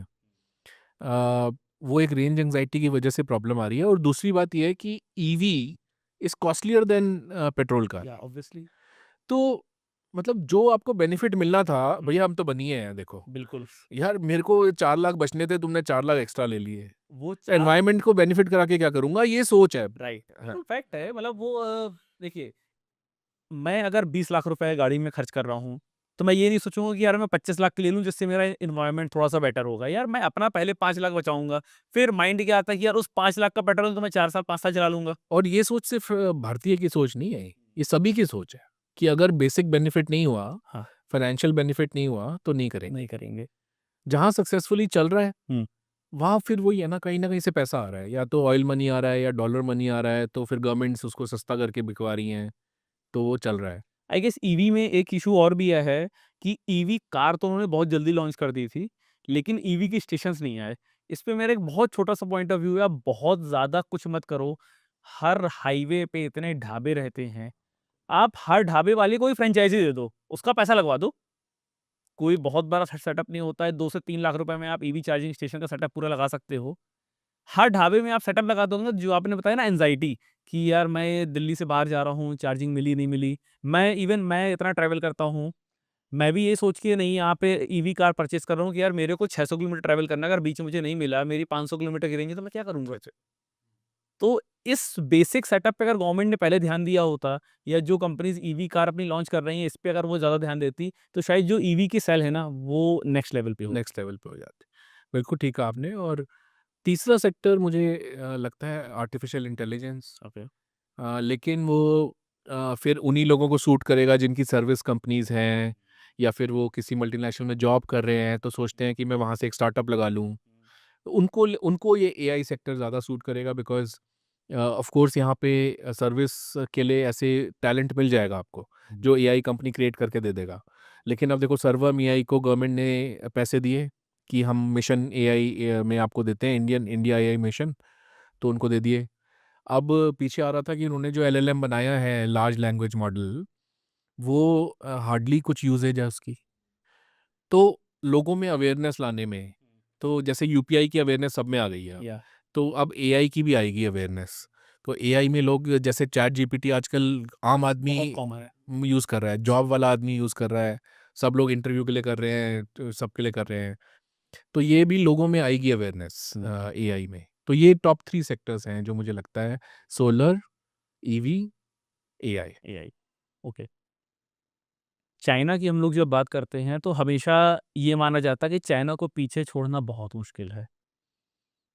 लेकिन उसका मुझे रीज़न समझ में नहीं आता है कि हम 140 करोड़ होने के बाद भी, इतनी बड़ी स्ट्रेंथ होने के बाद भी, चाइना हमसे इतना आगे क्यों निकल गया? क्योंकि सिंगल पार्टी गवर्नमेंट है। वहाँ पे गवर्नमेंट आज कहती है, जब वो टॉयज़ बना रहे थे और ये सारे स्टेपलर, पेन्स और ये सब बना रहे थे, रोज़मर्रा की चीज़ें, और डोमिनेट कर रहे थे, उस टाइम उन्होंने देखा कि यूएस ने पुशबैक करना शुरू कर दिया है। तो उनको लगा ये तो कल को भी पुशबैक करेगा। हुँ। तो 2014 में उन्होंने एक national policy of going up the value chain, कि हमें ऐसी चीज़ें बनानी है जिसमें यूएस मास्टर है। Semiconductors, artificial intelligence, industrial robots. तो उन्होंने क्या करा कि उनकी लेबर महँगी हो गई थी, क्योंकि लोगों में बहुत पर कैपिटा इनकम बढ़ गई थी, तो लेबर महँगी हो गई थी। तो उन्होंने जो सस्ते वाले प्लांट्स थे वो सारे वियतनाम, बांग्लादेश इधर शिफ्ट कर दिए, मेक्सिको, और खुद वो हाई वैल्यू अब चले गए। अब तो उन्होंने खुद का प्लेन बना लिया, पैसेंजर प्लेन बना लिया उन्होंने। राइट। तो मतलब चाइना का क्या है, गवर्नमेंट कहती है ना हमें ये करना है, हाँ। Everybody does it. मतलब वहां पे कोई वो नहीं है, ऑप्शन नहीं है। अगर 47,000 या 50,000 किलोमीटर की हाई स्पीड रेल लगाई है इन हम्म। Matter of 20-30 years. आप देखो इंडिया में अगर आपको एक रेल लाइन लगानी है, अब देखो वंदे भारत 130 पे क्यों चलती है, वंदे भारत चल सकती है 200 प्लस पे, राइट। क्योंकि रेलवे ट्रैक्स वो ब्रिटिशर्स के बने हुए हैं। अब अगर आपको सीधा करना है और एक बंदा जाके कोर्ट में अर्जी डाल देगा, वो कहेगा स्टे, स्टे दे दिया, क्या काम आपकी, आप तो पे क्या कैसे बात कर बनाओगे। रहे हो? यहाँ तो जब इंडिया पाकिस्तान के ऊपर हमला कर देता है तो वहां से अरविंद केजरीवाल और राहुल गांधी चले जाते हैं कि भाई सबूत दो। तो यहाँ पे ना ब्यूरोक्रेटिक, मतलब ब्यूरोक्रेटिक नहीं बोलना चाहिए, मतलब पॉलिटिकल। हाँ पॉलिटिकल कोर्ट से बहुत सारी बॉडीज हैं, सबके पास न्यूसेंस वैल्यू है, पावर्स हैं, तो वो है। इस पे एक चीज हो सकती है, ठीक है, आप इंटरनल पॉलिटिक्स करो, जैसे अभी ऑपरेशन सिंदूर हुआ तो जितने भी अपोजिशन था वो सब गवर्नमेंट के साथ खड़ा हुआ। आई मीन टू से कि आप इंटरनली इंडिया के अंदर पॉलिटिक्स कर लो, ठीक है, कि हमारी गवर्नमेंट अच्छी है, हमारे नेता अच्छे हैं, हमारी सरकार अच्छी है, लेकिन जब बात देश की आती है ना, तब आप ये मत सोचो कि यार अगर यार ये बीजेपी ने यार ये इतना अच्छा किए दे रही है तो फिर तो यार हमारी गवर्नमेंट की वैल्यू ही खत्म हो जाएगी, तो यार चलो बीजेपी का अपोज करते हैं। ब्लाइंडली अपोज कर, ब्लाइंडली। आप देखो ना जगन मोहन रेड्डी, आंध्रा, जितनी जितनी चीजें टीडीपी ने लगाई हुई थी, हम्म। Amaravati as a new capital, सारी ब्लाइंडली अपोज, सारी पलट दी उठा के, प्रोजेक्ट बीच में रुक गए सारे। वेंडेटा, विंडिक्टिवनेस, तो ये राजनीति गलत है, ये राजनीति मोदी जी की नहीं है। बिल्कुल नहीं है। वैसे वो he is a strong man, या लेकिन जैसे यूपीआई चल रहा था कांग्रेस के टाइम से, तो उस टाइम पे Nandan Nilekani was leading it, तो पहले मोदी जी अपोज कर रहे थे, फिर एक मीटिंग हुई नंदन निलेकनी जी के साथ, तो मोदी जी चेंज दिस भाई कि नहीं, मतलब this is good for the country. तो वो राजनीति तो बदलनी पड़ेगी, because we are a democracy, हमारी चाइना की तरह सिंगल पार्टी गवर्नमेंट नहीं है। तो यहाँ पे तो आपको सोच, पब्लिक की जन जन भले की सोच तो रखनी पड़ेगी ना। अभी आपने बताया कि इंडियन स्टार्टअप्स और जो चाइना जिस फील्ड से सोचता है, तो अभी एक ऐसे स्टेटमेंट पीयूष गोयल ने जी ने भी दिया था स्टार्टअप महाकुंभ में, कि जो इंडियन स्टार्टअप्स है ना, वो फूड डिलीवरी ऐप क्रिएट करना चाह रहे हैं, और जो हमारा यूथ है, जो अनएम्प्लॉयड यूथ है, उसको मेंटली जॉब दे रहे हैं। मतलब आप उसको एक ऐसी जॉब में लगा देते हो कि जहाँ से वो वापस नहीं निकल पाता है। और वहीं चाइना कंपैरिजन करें तो एआई में काम करता है, वो सोलर में काम करता है, वो ऐसी इंडस्ट्री में काम करता है जो आने वाले 10 साल में ग्रो करेंगी। इस पे क्या व्यू है आपका? मेरा ये व्यू है कि पहली बात तो मैं पीयूष गोयल जी की रिगार्ड करता हूँ ओके। कि उन्होंने आज तक कोई भी एंटी नेशनल काम नहीं किया, सब उन्होंने भले का काम किया, बहुत सारी एग्जांपल्स हैं उसकी। हुँ। लेकिन ना इंडिया का केस में ना इतनी बड़ी प्रॉब्लम है अनएम्प्लॉयमेंट, अनएम्प्लॉयमेंट इतनी बड़ी प्रॉब्लम है कि आपके पास ऑप्शन नहीं है कि आप ये नहीं करो ये करो, आपको सब कुछ करना है।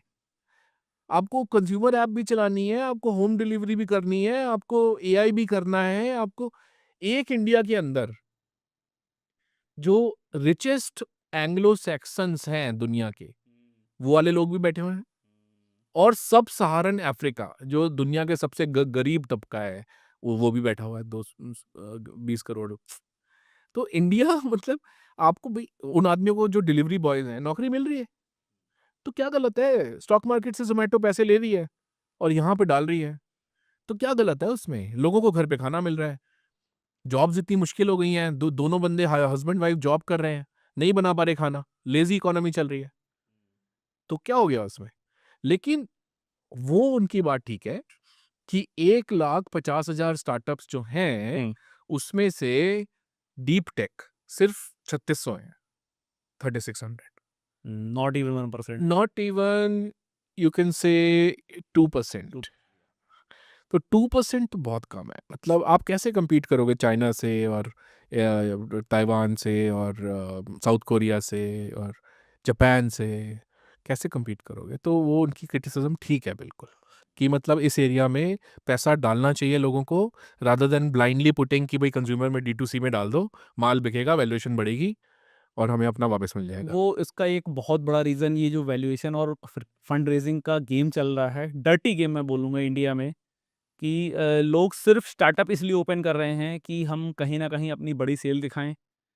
हम उस पे सेल दिखाएँगे तो हमारी वैल्यूएशन बढ़ जाएगी, वैल्यूएशन बढ़ेगी, हम कहीं न कहीं से फंडिंग ले लेंगे, फंडिंग लेके हमारा पैसा रिकवर हो गया, भाड़ में जाए कंपनी, भाड़ में जाए स्टार्टअप।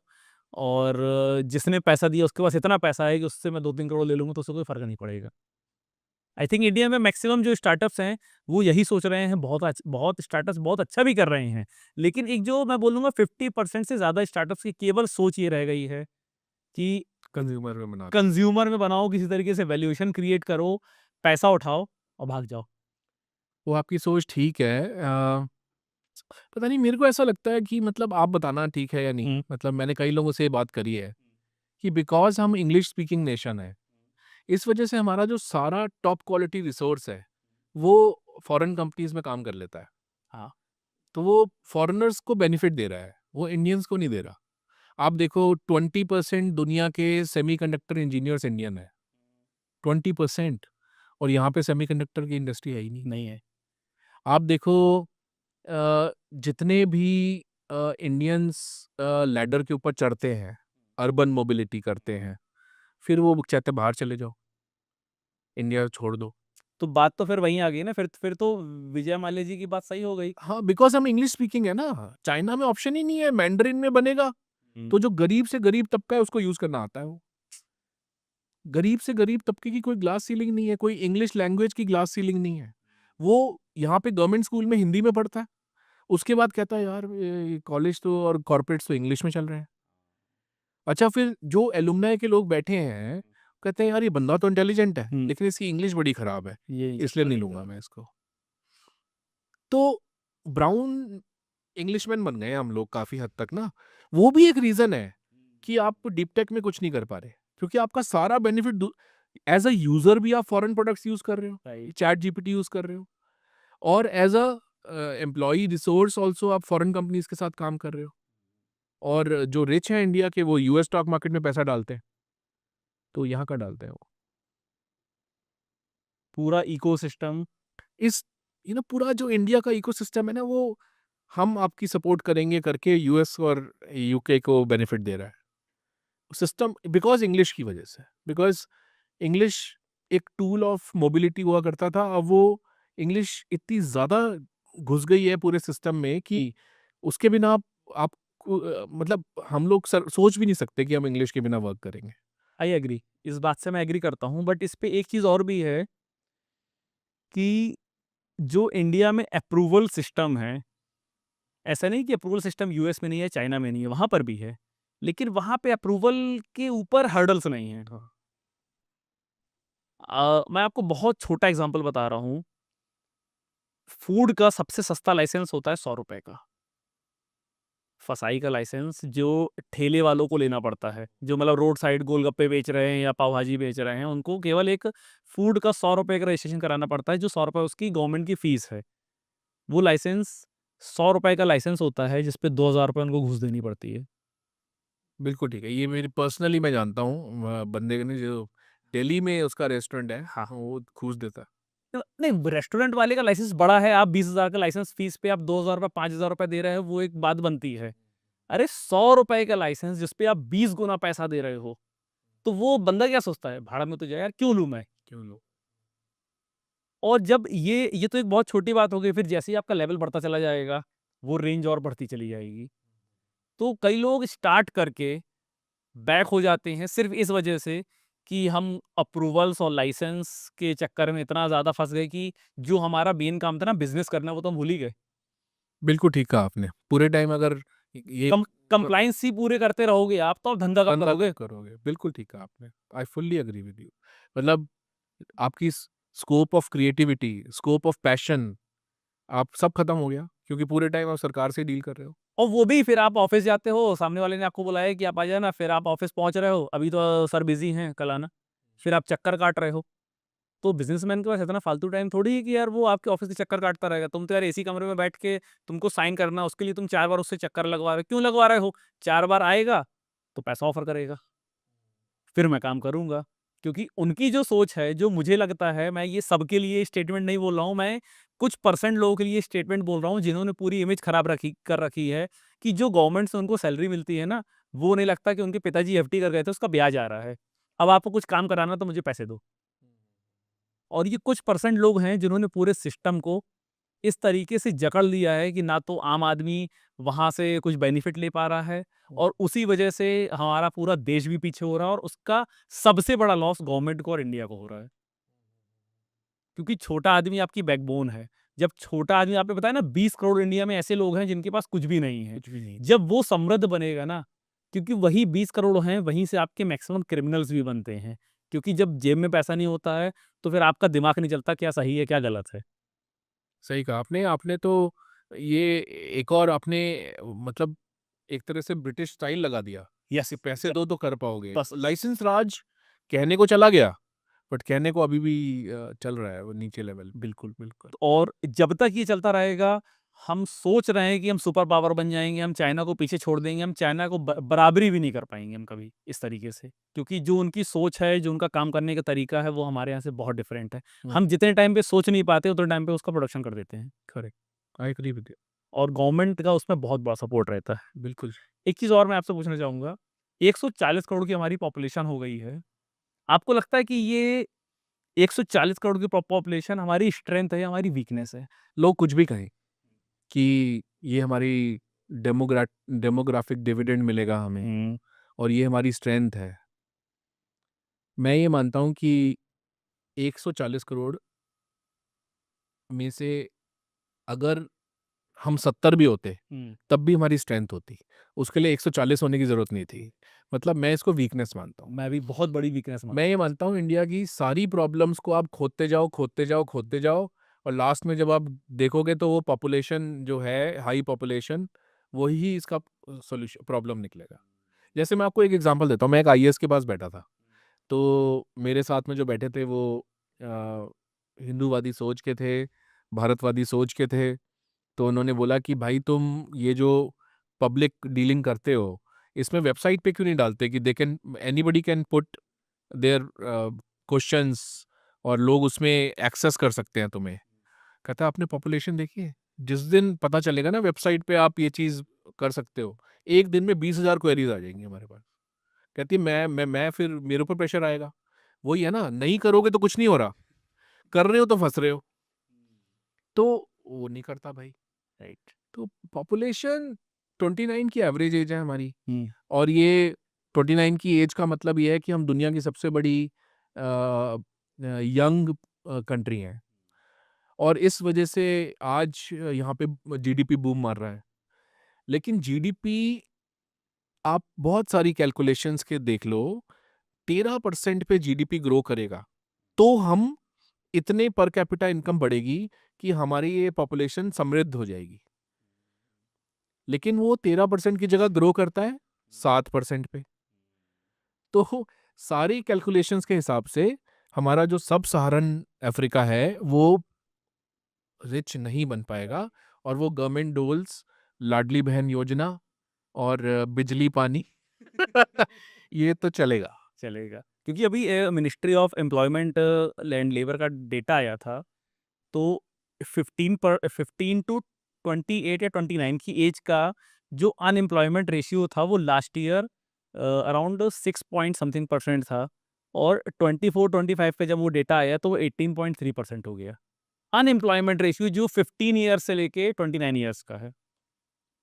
तो मतलब आप देखो कितनी बड़ी प्रॉब्लम मतलब है। अगर देश का 1/5 of the country is unemployed, और जब वो अनएम्प्लॉयड होगी तो ऑब्वियस सी बात है, देखो, क्राइम करेगी, क्राइम करेगी, भूख तो सबको लगती है। क्राइम करेगी, फिर एक्सट्रीमिज़्म की तरफ बढ़ेगी।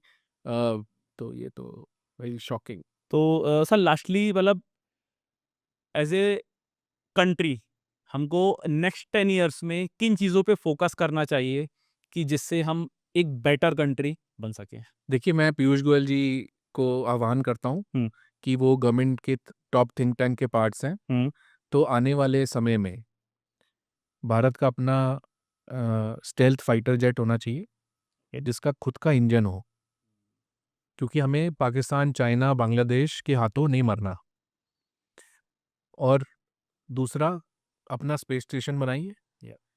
आप लीड लीजिए ना, आपने मून पे उतार दिया, लैंडर उतार दिया, लोगों के मन में टेक्नोलॉजी के लिए कितना अट्रैक्शन क्रिएट हुआ। आप करिए, फुटपाथ बनाइए हर रोड पे। सिंगापुर में 4 बजे के बाद पूरी कंट्री फिटनेस कर रही है उस फुटपाथ पे। राइट। आप भी बनाओ ना। तो उसके बाद इंडियन पासपोर्ट, सिंगापुर का पासपोर्ट, जापान का पासपोर्ट, 190 कंट्रीज में वीज़ा नहीं चाहिए होता। ऐसे फ्लाइट बुक कराओ, चले जाओ। इंडिया का आपको पता है, इंडिया का वीज़ा ना शेंगन ले सकते, ना यूके वाले तो पैसे ले लेते हैं भर-भर के। राइट। इंडिया का पासपोर्ट वीज़ा फ्री एक्सेस करो। We are the 4th largest, 3rd largest economy बनने वाले हैं। यस। वो पावर शो करो ना। फिर एआई के अंदर टॉप कंपनी बनाओ। अच्छा, जो वर्ल्ड की 100 टॉप कंपनीज़ हैं, उसमें से 20 इंडिया की होनी चाहिए। बिल्कुल होनी चाहिए। 1/3 के अकॉर्डिंग तो 20 क्या 33 होनी चाहिए, अगर हम 1/3 लार्जेस्ट इकोनॉमी है, लेकिन ठीक है 20 तो एटलीस्ट होनी चाहिए। होनी चाहिए। तो ये सारी मेरी विशेज़ हैं इंडिया के लिए कि मतलब इंडिया बहुत ही हाईटेक कंट्री हो और सबका पार्टिसिपेशन हो। मतलब it should nobody should left behind, nobody should get left behind. Right. Thank you so much sir, बहुत अच्छा डिस्कशन हुआ कंट्री को लेके, बिजनेसेस को लेके, टेक्नोलॉजी को लेके। और जिसने पॉडकास्ट सुना होगा ये पूरा, तो आई गेस उसकी लाइफ कुछ हद तक तो चेंज हो ही जाएगी। Thank- और जितने गवर्नमेंट एम्प्लॉयज़ सुने होंगे, हो सकता है वो गाली भी देंगे, सामने नहीं दे पाएंगे तो मन में देंगे, लेकिन उनको मैं एक चीज़ बोलना चाहूँगा। और ये चीज़ मैं हमेशा जब भी उद्योग बंधु की मीटिंग होती है, मतलब जितने भी इंडस्ट्रीज़ वाले हैं ना, उनकी सारे अधिकारियों के साथ हर मंथ एक बैठक होती है। वहाँ पर भी जब मैं बहुत ज़्यादा मैं मेरा मन खराब हो जाता, दुखी हो जाता है, तो मैं एक लाइन उनको वहाँ भी बोलता हूँ, और एक लाइन वो आज मैं यहाँ भी बोलना चाहूँगा कि जिस लेवल पे आप बिज़नेसमैन को परेशान करते हो, मैं आपको 10 लाख रुपए दे रहा हूँ अपने फंड से, आप एक छोटा-सा बिज़नेस करो, 5 साल चलाओ और फिर मुझे बताना कि एक बिज़नेसमैन कितने हर्डल से गुज़रता है। क्योंकि आप एक डिपार्टमेंट के चीफ हो, तब भी मैं आपसे पूछूँगा ना, आपको अपने डिपार्टमेंट के सारे रूल्स नहीं पता होंगे। और आप एक बिज़नेसमैन से, जिसकी ना कोई बहुत ज़्यादा एजुकेशन है, जिसको सिर्फ़ धंधा करना आता है, जिसका 50 लाख का टर्नओवर है, उससे आप एक्सपेक्ट करते हो कि आपको पॉल्यूशन से लेके, फायर से लेके और पैसों से लेके ऐसा कोई डिपार्टमेंट, ऐसी कोई एनओसी नहीं जिसके उसके सारे रूल नहीं पता होने चाहिए। तो ये एक्सपेक्टेशन बहुत गलत है। बिल्कुल। और बिज़नेसमैन का काम रूल्स याद रखना नहीं है, उसका काम धंधा करना है, पैसा कमाना है और देश चलाना है। और गवर्नमेंट का काम बिज़नेस करना नहीं है। गवर्नमेंट का काम बिज़नेस करना नहीं है। गवर्नमेंट ने आपको इसीलिए उस पोज़ीशन पे बैठाया हुआ है कि आप बिज़नेस को बढ़ावा दीजिए। और जब तक हमारे देश का बिज़नेस, हमारे देश का छोटा व्यापारी, मैं बताऊँगा, जब तक हमारे देश का छोटा व्यापारी नहीं बढ़ेगा, बड़े बिज़नेसेस ग्रो करने से देश नहीं बढ़ेगा। क्योंकि 5% लोग कितना ही अच्छा कर लें, अगर 95% लोग परेशान हैं ना, तो वो देश कभी ग्रो नहीं करेगा। Thank you so much sir, podcast I love करने के लिए। Coming, thank you so much, मज़ा आ गया बिल्कुल। Thank you.